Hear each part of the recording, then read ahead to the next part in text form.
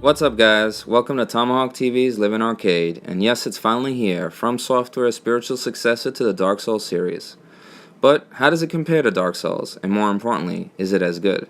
Let's find out. Good. All signed and sealed. Now, let's begin the transfusion. Oh, don't you worry. Whatever happens, you may think it all a mere bad dream.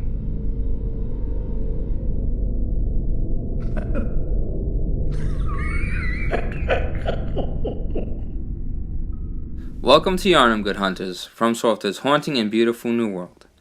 As a newly baptized hunter on the night of the Great Hunt, it's your job to clean up the town and end the nightmare. Although it may have a different name, make no mistake, Bloodborne is at its heart a Dark Souls game and shares many similarities to From Software's core series. You begin the game creating your hunter and selecting from several preset backstories which act as classes in Bloodborne and determine your starting stats. You are then thrust into Bloodborne's nightmarish world to fend for yourself with very little guidance to help you along the way. Oddly enough, you begin the game with no weapon and aren't given one until after you die and enter the game's hub world, the Hunter's Dream, or if you somehow manage to make it to the first lamppost.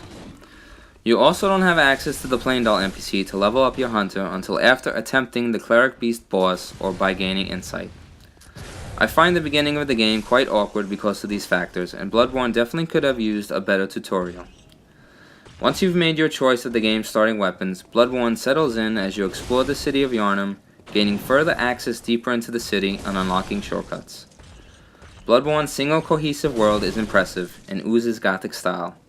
It's an intricately designed world that fits nicely together. Like Dark Souls, killing enemies in Bloodborne rewards players with XP that is referred to as Blood Echoes in this game. These echoes can be used to upgrade your hunter and purchase various items and equipment. However, the stats don't seem to have the same depth as Dark Souls, and the dozen or so pieces of equipment feels limited by comparison. That's where differences between the two games start emerging, as Bloodborne is decidedly more action and less RPG. The combat in Bloodborne has a sharper pace, and a lot of the strategy revolves around the game's new trick weapon systems. Every weapon in Bloodborne has two modes you can switch between, depending on the situation and enemies that you are facing. My favorite was the Kirkhammer, a sword and hammer combination, where the sword worked well for faster, smaller beasts, and the hammer did larger damage against bigger enemies and bosses.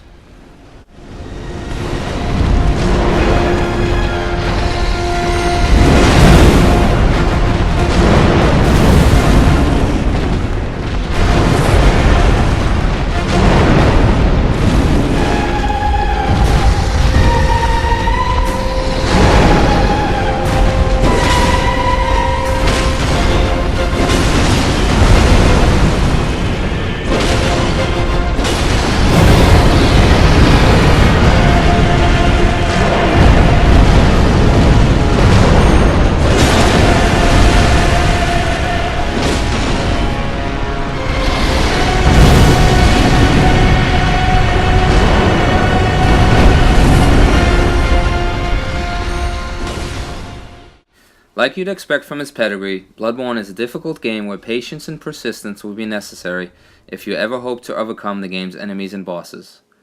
Once again in Bloodborne, if you die, you'll lose all your unspent echoes and you'll have to backtrack to the place where you died to recover them.